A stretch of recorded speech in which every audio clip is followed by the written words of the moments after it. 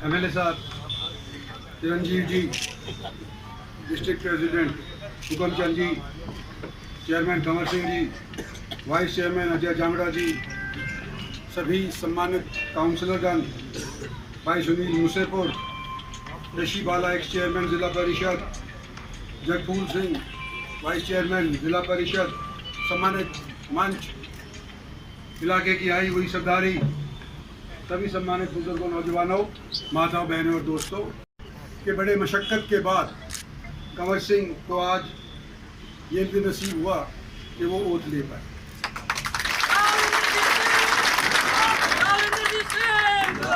हालांकि जनता ने चुन लिया था,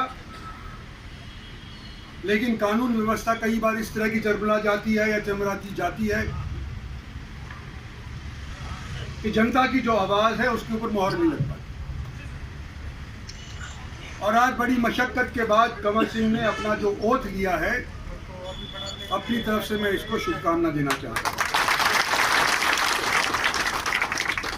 और धारवेड़े के चुनाव के अंदर, कमेटी के चुनाव के अंदर आपने सबने मेरे समझ से हिस्सा लिया होगा।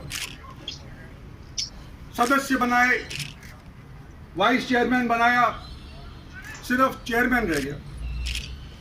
लेकिन जब 80% 90% लोगों के चुने हुए नुमाइंदे कार्यरत थे और हमारा सहयोग इनको था, तो मैं नहीं समझता कि कोई खास रुकावट डेवलपमेंट के अंदर कोई आई होगी। लेकिन एक बार चेयरमैन हो जाए तो बात को चार चांद लगी जाती है। और मैं भी यही कहूँगा कि जो इखलास वाइस चेयरमैन के चुनाव के अंदर मुबाशरगण ने दिखाया था, जिसके फलस्वरूप हर एक वार्ड के अंदर काम होना शुरू हो गया था, हमारी पार्टी की तरफ से हो गया था, कुछ सेंट्रल सरकार डायरेक्ट पैसा देती है उसके माध्यम से हो गया था, वो इनके ओथ लेने के बाद उसके ऊपर चार चांद लग जाएंगे। और अब क्या करते, समस्याएं अनेक। धारवेड़ा एक टाइम तो उम्मीद यूं हुआ करते थे कि दक्षिणी हरियाणा के लिए यहाँ की इंडस्ट्री के मार्फत माली हालत, संपत्ति, रोजगार इस क्षेत्र को मिलेगा। लेकिन धारवेड़ा का जो इंडस्ट्रियल एरिया है, आप भी जानते हैं, मैं भी जानते हूँ कि किस तरह से पिछले दशकों के अंदर ये पनप नहीं पाया। और दुर्भाग्य ये हुआ कि बगल के अंदर एक और इंडस्ट्रियल एरिया खड़ा हो गया जो पनप रहा है और जिसका पानी गंदा होकर के हमारे यहाँ तक हमारे को प्रदूषित कर रहा है। भिवाड़ी के पानी के लिए संज्ञान नेशनल ग्रीन ट्रिब्यूनल तक हो लिया। भारत सरकार की तरफ से अनेक बार आदेश आए कि दोनों डीसी बिठाए जाएं, अलवर का और रेवाड़ी का, और उनकी मुलाकात भी कई बार हुई। नेशनल ग्रीन ट्रिब्यूनल के सदस्य के सामने इनकी मुलाकात हुई, लेकिन फिर भी अभी तक ये मामला हल नहीं हो पाया है। अभी हाल ही के अंदर मैं बताना चाहता हूं आपको कि वीडियोग्राफी आज के दिन वो ऊपर से ये नए वाले ड्रोन होते हैं, इसके माध्यम से करी जा रही है। दूध का दूध, पानी का पानी हो जाएगा। और उसके ऊपर हम भारत सरकार की तरफ से पूरा बल देंगे कि राजस्थान सरकार भी इसके ऊपर पाबंदी लगाए कि यहाँ राजस्थान का गंदा पानी, भिवाड़ी का गंदा पानी, प्रदूषित पानी जिसके अंदर आर्सेनिक हो, केमिकल्स हो, अनेक चुनेक खराब जिंदगी को करने वाले केमिकल्स हो, वो वहीं तक सीमित रखे जाए। हमारे कांग्रेस के विधायक हैं, मैं पहले कांग्रेस में था, मेरे भी जानकार हैं गेहलोत साहब, इनके भी जानकार होंगे। मैं एक दिन जब वो दिल्ली आएंगे, गेहलोत साहब को पकड़ करके कहूंगा, जी ये हमारे धारवेड़ा का उद्धार करो, ये पानी हमारे नहीं आ रहा। ट्राई करिए, लेकिन रह गया अभी तक मामला, तो इसको अभी हमें करना है। और मैं कहता हूँ आपको, आपके सबके बीच के अंदर, कि इसके करने के लिए पूरा जोर इंद्रजीत सिंह लगाएगा।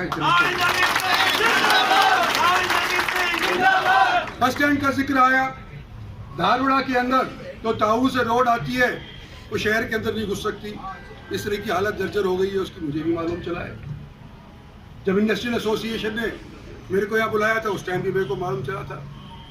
तो मैं आप लोगों को यूँ कहना चाहता हूँ कि दहाड़ियों का चाहे बस स्टैंड हो, बस स्टैंड की समस्या एक और अनेक है। कई हरिजन भाई भी यहाँ पर होंगे। 2 जगह प्रस्तावित है। एक जगह तो यहाँ प्रस्तावित ऐसा है जहाँ पर हरिजनों की बने हुए मकान के ऊपर बुलडोजर चलाने की आवश्यकता पड़ेगी, और दूसरा रोड के परली तरफ है। तो एडमिनिस्ट्रेशन के यहाँ पे सारे बैठे हुए उनको मैं ये कहता हूँ कि बस स्टैंड बनाना लाजमी है, ज़रूरी है, लेकिन ऐसा हो कि लोगों को कम से कम तकलीफ हो, इस तरह की व्यवस्था आप बना करके बस स्टैंड बनाने के लिए यहाँ से सुझाव हरियाणा सरकार को दीजिए। ये मोटे मोटे तौर के ऊपर आज ही इतना ही कहना चाहता हूँ। आज आपसे मुलाकात हो गई, कोरोना का दौर रहा, 3 बार दौर आया। दूसरे दौर के अंदर तो बहुत हमारे साथी हमारे से छिन गए, और मैं तो ये हैरान हूं कि हमारे गुड़गांव के अंदर बढ़िया से बढ़िया चिकित्सा होने के बावजूद भी किसी एक व्यक्ति को, बुजुर्ग को अगर कोरोना हो गया था दूसरे दौर के अंदर, तो उसका बेटा तो यूं कहता था मेरे से कि मेरे पिताजी को मेदांता के अंदर दाखिला दिलवाओ, और बापू यूं कहता था कि अगर मैं मेदांते के अंदर चले गया, जीऊं या मरूं वो तो ऊपर वाले के हाथ के अंदर है, लेकिन अगर जी भी गया तो मेरा जीवन दुर्लभ हो जाएगा, क्योंकि वेदांता का बिल कौन चुकाएगा, मेरा घर बिक जाएगा, मेरी धरती बिक जाएगी। तो घर मरना मंजूर किया बुड्ढे ने। ऐसे भी हमारे साथी, हमारे आगे की पीढ़ी के सोचने वाले हैं कि मरूं जीऊं घर में मरूंगा, लेकिन अगर मर भी गया तो कम से कम मेरे बेटे की जमीन तो नहीं बिकेगी। इस तरह का दौर ना आपने पहले देखा था, ना मैंने पहले देखा था, और उम्मीद यही करते हैं कि आने वाले समय के अंदर दोबारा से ना देखना पड़े। नया साल है, नया साल है। मैं आज इस मंच से यही आपके लिए शुभकामना देकर के जाना चाहता हूं कि आने वाले समय के अंदर आप लोग स्वस्थ हो, आपका कुनबा संगठित रहे, और आने वाले समय के अंदर जो मेरे लिए या मेरी पार्टी के लिए मेरे हुकमचंद प्रधान बैठे हुए हैं, हमारी पार्टी शासित है, दिल्ली में भी शासित है और प्रदेश के अंदर भी शासित है। जो आप लोगों ने हमारे को ताकत दी है वो आपके सदुपयोग के लिए इस्तेमाल करेंगे, अपने निजी स्वार्थ के लिए इस्तेमाल नहीं करेंगे। आश्वासन देकर के आपसे इजाजत चाहता हूँ।